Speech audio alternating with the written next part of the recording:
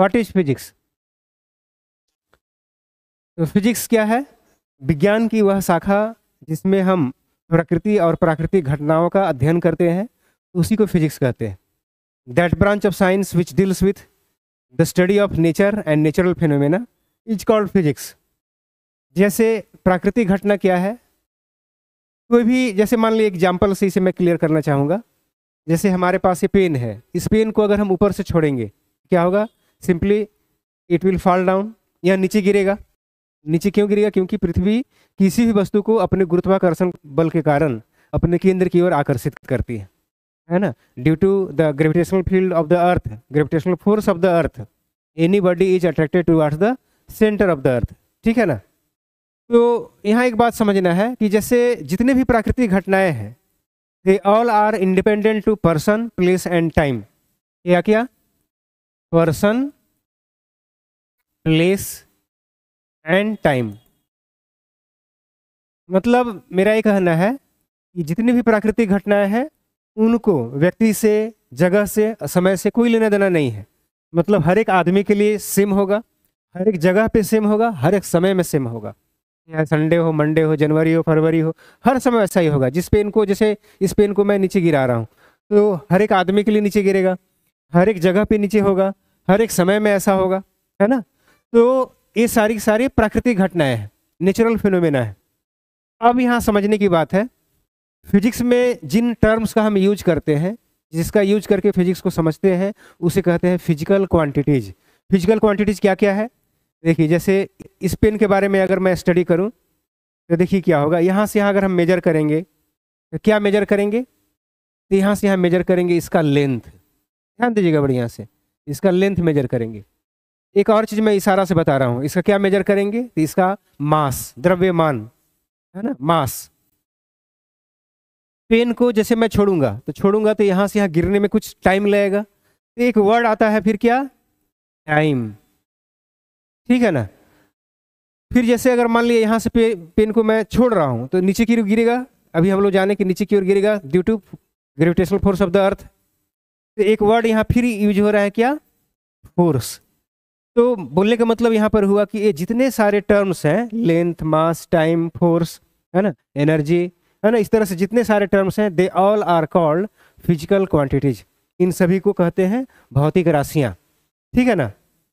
तो ऐसा बोल सकते हैं कि the terms with the help of which laws of physics, the terms with the help of which laws of physics are expressed. जिन पदों की सहायता से फिजिक्स में जितने सारे नियम हैं, जितने सारे लॉज हैं, उसको हम एक्सप्रेस करते हैं, उसको व्यक्त करते हैं, उन्हीं सारे टर्म्स को हम कहते हैं फिजिकल क्वांटिटीज। ठीक है ना। तो फिजिकल क्वांटिटीज भी दो प्रकार के हैं, एक फंडामेंटल और दूसरा डिराइव्ड। तो देखिए क्या है फंडामेंटल फिजिकल क्वांटिटीज। फंडामेंटल या बेसिक बोलते हैं, फंडामेंटल फिजिकल क्वांटिटीज।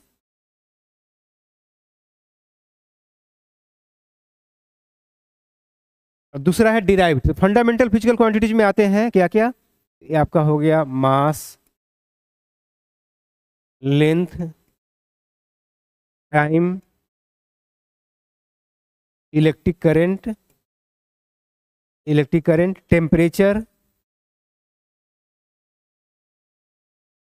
टेम्परेचर, फिर होगा अमाउंट ऑफ सबस्टांस,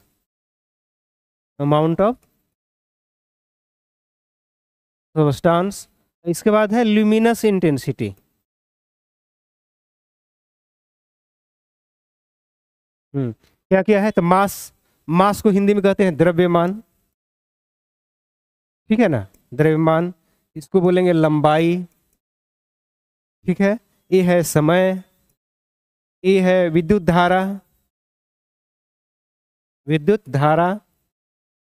ठीक है। ये है ताप, ये है अमाउंट ऑफ सब्सटेंस मतलब पदार्थ की मात्रा, और ये है ल्यूमिनस इंटेंसिटी मतलब ज्योति तीव्रता, माने लाइट का इंटेंसिटी, माने लाइट कितना तेज है या कितना डिम है, ज्योति तीव्रता। तो ये सारे के सारे आ गए फंडामेंटल फिजिकल क्वांटिटीज। अच्छा, जितने भी फिजिकल क्वांटिटीज हैं उनको जिस पद की सहायता से मापते हैं, मेजर करते हैं, उसे कहते हैं मात्रक, माने उसे कहते हैं यूनिट्स। जैसे मास को कैसे मापेंगे, तो मास को मापेंगे किलोग्राम से, तो बोलेंगे मास का यूनिट हो गया किलोग्राम, या द्रव्यमान का मात्रक हो गया किलोग्राम। लेंथ का मात्रक हो जाएगा मीटर, समय का सेकंड, विद्युत धारा का ये हो जाएगा एम्पियर, विद्युत धारा का एम्पियर, ठीक है ना। टेम्परेचर या ताप का हो जाएगा, इसको बोलते हैं केल्विन। अमाउंट ऑफ सब्सटेंस को मापते हैं, मैंने पदार्थ की मात्रा को मापते हैं मोल से, MOLE फुल ये है इसका, शॉर्ट में MOL लिखते हैं। ल्यूमिनस इंटेंसिटी ज्योति तीव्रता को मापते हैं कैंडला, CD लिखते हैं। ये सारे के सारे हो गए फंडामेंटल फिजिकल क्वांटिटीज। अच्छा, इसमें दो और आते हैं जिसे बोलते हैं सप्लीमेंट्री क्वांटिटीज या संपूरक राशियां। ये आता है, इसमें दो और आता है, क्या क्या, तो ये हो जाता है, एक होता है प्लेन एंगल, प्लेन एंगल, और दूसरा हो गया solid angle, solid angle. Plane angle मतलब समतल कोण, सॉलिड एंगल मतलब घन कोण। प्लेन एंगल को मापते हैं रेडियन से, इसके बारे में और डिटेल से हम लोग जानेंगे बाद में। और सॉलिड एंगल को मापते हैं स्टेरेडियन से, SR लिखते हैं शॉर्ट में इसको, है ना।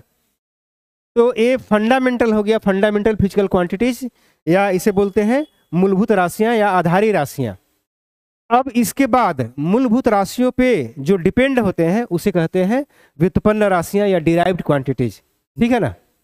तो डिराइव्ड क्वांटिटीज में क्या क्या आ जाएंगे, तो देखिए ये आपका आ जाएगा जैसे एरिया, एरिया जैसे मान लिया अगर आयत लेते हैं या रेक्टेंगल लेते हैं, तो आयत का क्षेत्रफल होता है लंबाई गुने चौड़ाई, इसका यूनिट क्या हो जाएगा, तो देखिए इसका यूनिट हो जाएगा, लंबाई को भी मीटर से मापेंगे, चौड़ाई को भी मीटर से मापेंगे, तो इसका यूनिट हो जाएगा मीटर स्क्वायर, है ना।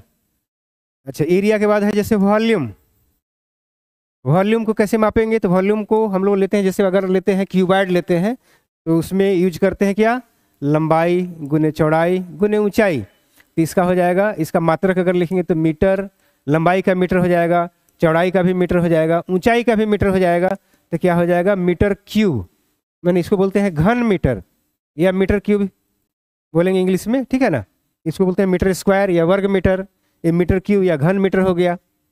फिर उसी तरह से जैसे स्पीड है, तो स्पीड को, स्पीड मतलब चाल, इसका होता है डिस्टेंस बाई टाइम, मान लीजिए डिस्टेंस डिवाइडेड बाई टाइम। तो डिस्टेंस को मेजर करते हैं मीटर से और टाइम को मेजर करते हैं सेकंड से, तो ये हो जाएगा क्या, मीटर पर सेकंड। इसको ऐसे भी लिखते हैं मीटर पर सेकंड, इसको ऐसे लिखेंगे मीटर सेकंड का पावर -1, ठीक है ना। इसी तरह से फिर इसके बाद है वेलोसिटी, जिसको बोलते हैं वेग। तो वेग को क्या लिखते हैं, displacement by time, displacement divided by time. तो डिस्प्लेसमेंट को मेजर करेंगे मीटर से, टाइम को मेजर करेंगे सेकंड से, तो यहाँ भी वही हो जाएगा मीटर पर सेकंड। फिर उसी तरह से देखिए ये क्या हो गया, ये हो गया फंडामेंटल क्वांटिटीज, ये हो गया डिराइव्ड क्वांटिटीज। फंडामेंटल क्वांटिटी का जो यूनिट है बोलेंगे फंडामेंटल यूनिट, डिराइव्ड क्वांटिटीज का जो यूनिट है उसे बोलेंगे डिराइव्ड यूनिट। डिराइव्ड यूनिट या बोलेंगे व्युत्पन्न मात्रक, और फंडामेंटल यूनिट मतलब आधारी मात्रक। आधारी मात्रक में हो जाएगा kilogram, metre, second, ampere, kelvin, mole और कैंडेला। व्युत्पन्न मात्रक में हो जाएगा, मैंने डिराइव्ड यूनिट्स में हो जाएगा metre square, metre cube, metre per second, ETC। इस तरह से इसको इस तरह से और समझा जा सकता है बढ़िया से, जैसे हम लोग ABCD पढ़ते हैं ना, तो देखिए A से लेके Z तक टोटल 26 लेटर्स है अंग्रेजी में, है ना। तो 26 लेटर्स है, तो ये जो A से Z तक, मैंने इसको समझाने के लिए मैं बता रहा हूँ कि A से Z तक जितने भी लेटर्स है उसको मान सकते हैं फंडामेंटल की तरह, है ना।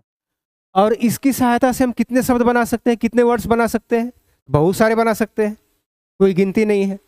तो इसकी सहायता से जितने सारे शब्द बनेंगे ना, जैसे मान लिया मैं एग्जांपल देता हूँ पेन, है ना, पेन हो गया, बुक हो गया, ठीक है ना। तो इस तरह से जितने सारे शब्द बनेंगे, ये सारे के सारे जो वर्ड्स बनेंगे ये सब हो जाएगा डिराइव्ड क्वांटिटीज की तरह, मतलब इस तरह से, मैंने इसके जैसा। तो ये हो गया फंडामेंटल, ये हो गया डिराइव्ड, क्योंकि इसी से ये बनाया गया है। ये जो सारे जो लेटर्स हैं, इसी लेटर से ये सारे वर्ड्स बनते हैं, है ना। तो उसी तरह से फंडामेंटल पूरे फिजिक्स में जितने सारे आप चाहे ISC कर ले, BSc कर ले, MSc करें, इंजीनियरिंग का जो कुछ भी पढ़ाई करें, ये आपका इसी में से आएगा पूरा का पूरा 7 + 2 9 फंडामेंटल क्वांटिटीज हो गए, मैंने आधारी राशियां हो गए। अब बाकी के सारे क्या हो जाएंगे, व्युत्पन्न राशियां। इसमें कुछ और मैं एग्जाम्पल बताना चाहूँगा। अगला एग्जाम्पल में जैसे हम लेते हैं, जैसे एक्सेलरेशन, डिराइव्ड क्वांटिटीज में आ जाएगा एक्सेलरेशन। एक्सेलरेशन में क्या होगा, तो एक्सेलरेशन होता है क्या, change in velocity, change in velocity by time, वेग में परिवर्तन बटा समय।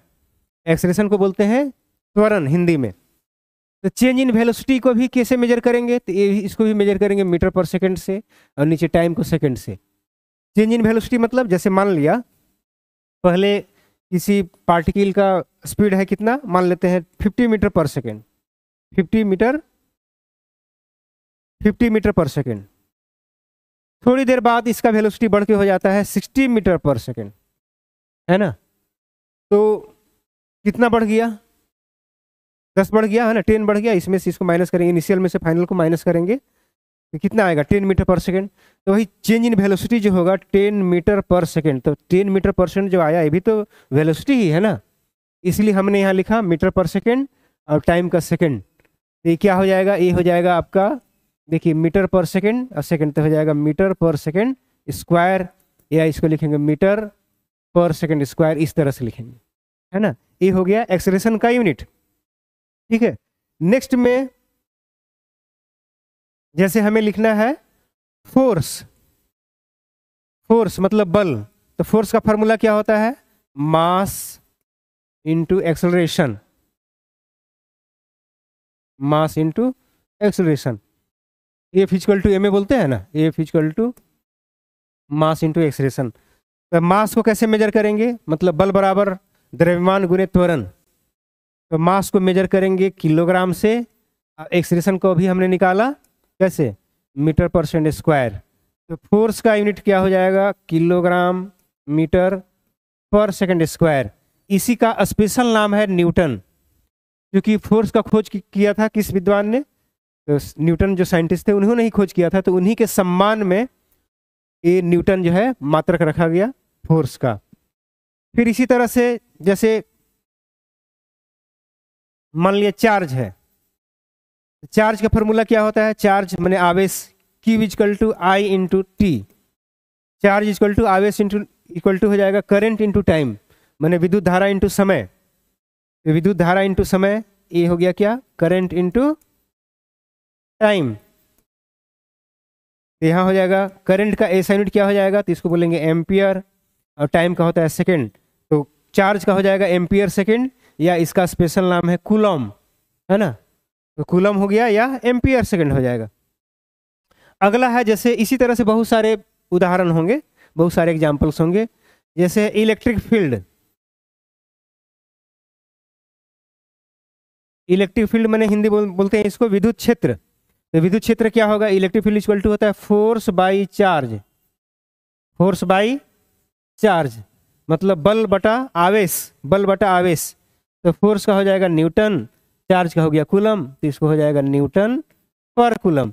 या इसको तोड़ेंगे तो ऐसा भी हो जाएगा, देखिए न्यूटन को लिखेंगे क्या, अभी हमने बताया था, देखिए न्यूटन का किलोग्राम मीटर पर सेकंड स्क्वायर, तो हो जाएगा देखिए किलोग्राम मीटर पर सेकंड स्क्वायर। और कूलम का था कितना, एम्पियर सेकेंड। यहाँ पावर -1 दिया है तो हमने -1 दे दिया, तो यहाँ हो जाएगा देखिए क्या हो जाएगा, ये हो जाएगा किलोग्राम मीटर सेकंड का पावर कितना हो जाएगा, देखिए -2 और यहाँ -1। ये जो पावर -1 है इसका भी है और इसका भी है, तो -2 और -1 हो जाएगा -3 और e की पावर -1।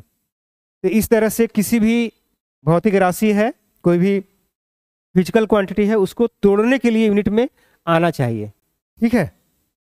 नेक्स्ट में हम लोग देखते हैं, जैसे ये सब वेरी वेरी इंपॉर्टेंट है, वो फंडामेंटल चीज है, वर्क। वर्क मतलब कार्य, कार्य क्या होता है, तो ये होता है फोर्स, इसका फॉर्मूला है force into displacement, force into displacement मतलब बल गुने विस्थापन।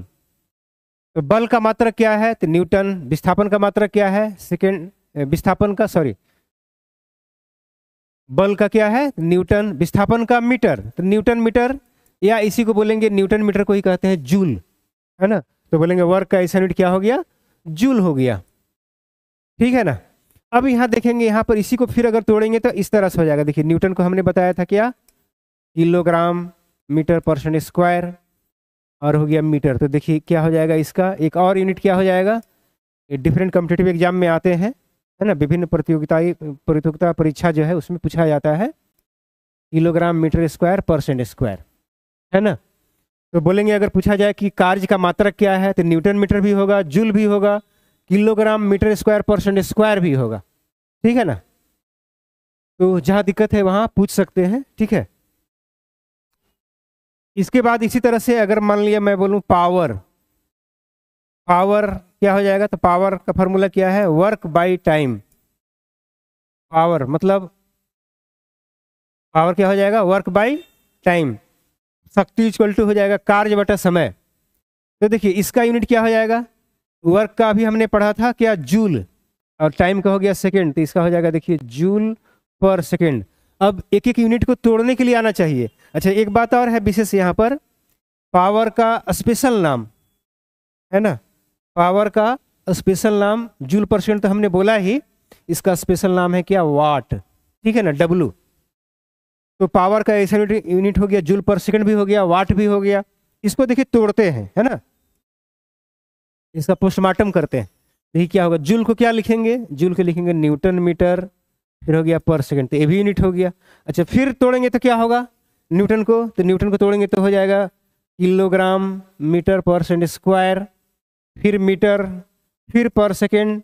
तो ये मिला जुला के क्या हो जाएगा, देखिए किलोग्राम मीटर स्क्वायर, और देखिए सेकंड की पावर -2, सेकंड पावर -1, ये हो जाएगा सेकंड पावर -3। यहाँ विशेष बात समझना क्या है, कॉम्पिटिटिव एग्जाम के लिए वेरी वेरी इंपॉर्टेंट है। कभी कभी ऐसा क्वेश्चन आता है कि निम्नलिखित में से कौन पावर का, शक्ति का ऐसा यूनिट नहीं है या ऐसा यूनिट है। तो ऐसा यूनिट में देखिए क्या क्या हो जाएगा, आपका वाट भी हो गया, जूल पर सेकंड भी हो गया, न्यूटन मीटर पर सेकंड भी हो गया, और ये भी हो गया। देखिए 1 2 3 4, तो ये रट के नहीं बल्कि समझ समझ के आना चाहिए। तो अब देखिए मान लीजिए जैसे रहेगा, which of the following is true ऐसा यूनिट ऑफ पावर, तो ए में ए दे दिया, बी में ए दे दिया, सी में दे दिया, डी में ए दे दिया, और मान लिया ई में दे दिया ऑल ऑफ देम, तो क्या होगा, ऑल ऑफ देम हो जाएगा। तो इसको बढ़िया से समझने की मैंने समझना है, ठीक है। तो इस तरह से आप किसी भी फिजिकल क्वांटिटी को तोड़ सकते हैं, उसका यूनिट में कन्वर्ट कर सकते हैं। तो अभी हम लोग देखते हैं अभी तक हमने क्या क्या पढ़ा, एक बार इसको रिवाइज में कर देता हूँ शुरू से। देखिए सबसे पहले मैंने बताया था फिजिक्स क्या है, that branch of science which deals with the study of nature and natural phenomena is called physics. विज्ञान की वह शाखा जिसमें हम प्रकृति और प्राकृतिक घटनाओं का अध्ययन करते हैं उसे विज्ञान, भौतिक विज्ञान कहते हैं, ठीक है ना। और मैंने बोला था कि भौतिक विज्ञान में, फिजिक्स में, फिजिक्स के नियमों को समझने के लिए जिन जिन पदों की आवश्यकता होती है, जिन जिन टर्म्स की जरूरत होती है, उन टर्म्स को कहते हैं फिजिकल क्वांटिटीज। फिजिकल क्वांटिटीज भी दो प्रकार के हैं, फंडामेंटल और डिराइव्ड। फंडामेंटल में कौन कौन से हैं, तो 7 + 2 9, इसको ध्यान रखिएगा। Mass, length, time, electric current, temperature, amount of substance, luminous intensity, plane angle and solid angle. क्या क्या बोलते हैं, द्रव्यमान, लंबाई, समय, विद्युत धारा, ताप, पदार्थ की मात्रा, ज्योति तीव्रता, समतल कोण और घन कोण। अच्छा एक विशेष बात और, इन जो भौतिक राशियां हैं उनको जिन पदों से मेजर करते हैं, मापते हैं, उसे कहते हैं यूनिट, या उसे बोलते हैं मात्रक। तो मात्रक भी दो प्रकार का है, fundamental units and derived units. तो फंडामेंटल जो फिजिकल क्वांटिटीज जो है, फंडामेंटल क्वांटिटीज का जो यूनिट है उसे बोलेंगे फंडामेंटल यूनिट्स, और डिराइव्ड क्वांटिटीज का जो यूनिट है उसे बोलेंगे डिराइव्ड यूनिट्स। तो फंडामेंटल यूनिट्स में क्या हो गया, तो मास का किलोग्राम, लेंथ मीटर, टाइम का सेकेंड, इलेक्ट्रिक करंट का एम्पियर, टेम्परेचर का केल्विन, अमाउंट ऑफ सब्सटेंस का मोल, ल्यूमिनस इंटेंसिटी का कैंडला, प्लेन एंगल का रेडियन, सॉलिड एंगल का स्टेरेडियन। और मैंने क्या बताया कि देखिए फंडामेंटल क्वांटिटी की सहायता से जो नए नए क्वांटिटी बनते हैं, या ऐसा बोल सकते हैं कि those physical quantities which are derived from या which are expressed in terms of fundamental quantities are called derived quantities. मैंने वैसी राशियां जिन्हें जो आधारी राशियां हैं उनके पदों में व्यक्त किया जा सके उसे कहते हैं व्युत्पन्न राशियां। मैंने उन्हीं के सहायता से व्यक्त किया जा सके उसे कहते हैं व्युत्पन्न राशियां। तो एरिया का हो जाता है जैसे लंबाई गुने चौड़ाई आयत के लिए, तो हो गया मीटर गुने मीटर, लंबाई को भी मीटर से मेजर करते हैं, चौड़ाई को भी मीटर से मेजर करते थे, मीटर स्क्वायर हो गया। वॉल्यूम मैंने आयतन, आयतन का हो गया लंबाई गुने चौड़ाई गुने ऊंचाई, घन जिसे लेंगे घनाभ लेंगे है ना, क्यूबाइड लेंगे तो क्या हो जाएगा लंबाई गुने चौड़ाई गुने ऊंचाई। तो लंबाई को भी मीटर से मेजर करेंगे, चौड़ाई को भी मीटर से मेजर करेंगे, हाइट को भी मीटर से मेजर करेंगे तो क्या हो जाएगा मीटर क्यूब। फिर हो गया speed metre per second, velocity का हो गया मीटर पर सेकेंड। फिर जैसे हो गया एक्सेलरेशन मैंने त्वरण, change in velocity by time, इसका हो गया मीटर परसेंट स्क्वायर। फोर्स का हो गया mass into acceleration, kilogram metre percent square, तो हो गया इसका किलोग्राम मीटर परसेंट स्क्वायर या इसका स्पेशल नाम यूनिट न्यूटन हो गया। चार्ज का हो गया एम्पियर सेकेंड या कूलम, इलेक्ट्रिक फील्ड का हो गया न्यूटन पर कूलम या इसको बोलेंगे KG metre per second cube और पर एम्पियर। तो इस तरह से जितने भी फिजिकल क्वांटिटीज है, जितने भी डिराइव्ड क्वांटिटीज है उनको यूनिट जो है तोड़ने के लिए आना चाहिए। ठीक है, आगे हम लोग अभी देखते हैं नेक्स्ट में जो इसी चैप्टर का वेरी वेरी इंपॉर्टेंट टॉपिक है, इसे बोलते हैं systems of units. Systems of units ये क्या है? देखिए जैसे जैसे सभ्यता का विकास हुआ, जैसे जैसे लोगों की समझ बढ़ी, लोगों की समझ अंडरस्टैंडिंग, वैसे वैसे लोगों ने अपने मापने का तरीका को अलग अलग तरीके से चेंज करते गए, है ना। शुरुआत से तो शुरुआत में सबसे पहले जो यूनिट था लोग जो मापते थे वो था, सबसे पहले था एपीएस सिस्टम था, एपीएस सिस्टम। इसके बाद आया सीजीएस सिस्टम, इसके बाद आया एमकेएस सिस्टम, इसके बाद आया एमकेएसए सिस्टम और लास्ट में आया एसआई सिस्टम जो पूरे ऑल ओवर वर्ल्ड में अभी यही चल रहा है ना। एपीएस सिस्टम में क्या है? एपीएस सिस्टम में यूज कर देखिए, इसका फुल फॉर्म क्या है? Foot pound second. क्या बोलेंगे? फुट पाउंड सेकंड, ठीक है ना। मैंने लंबाई को फुट से मेजर करेंगे, वजन को पाउंड से मेजर करेंगे और टाइम को सेकंड से। मैंने इस सिस्टम में हम लोग पहले लंबाई को फुट से मेजर करते थे या फीट से, फुट जो है सिंगुलर नंबर में है, एक से ज़्यादा रहेगा तो फीट का यूज करते हैं, है ना। वजन को पाउंड से मेजर करते हैं और टाइम को सेकंड से मेजर करते हैं। आजकल भी पाउंड का कभी कभी यूज करते हैं, खासकर जिस समय बर्थडे मनाया जाता है तो हम लोग जब केक खरीदने जाते हैं ना उस समय बोलते हैं दुकानदार को कि कितना पाउंड का केक चाहिए, है ना, 2 पाउंड 3 पाउंड 4 पाउंड वगैरह वगैरह। बाकी ये जो है अभी रेगुलर प्रैक्टिस में नहीं है। इसके बाद फिर है सीजीएस सिस्टम। तो देखिए सीजीएस सिस्टम में सेंटीमीटर, ग्राम और सेकेंड, लंबाई को मापते हैं सेंटीमीटर में, वजन को मापते हैं ग्राम में, टाइम को सेकंड में। इसके बाद आया एमकेएस सिस्टम, तो मीटर, किलोग्राम, सेकंड। इसके बाद आया एमकेएसए सिस्टम, मतलब मीटर, किलोग्राम, सेकंड और एम्पियर।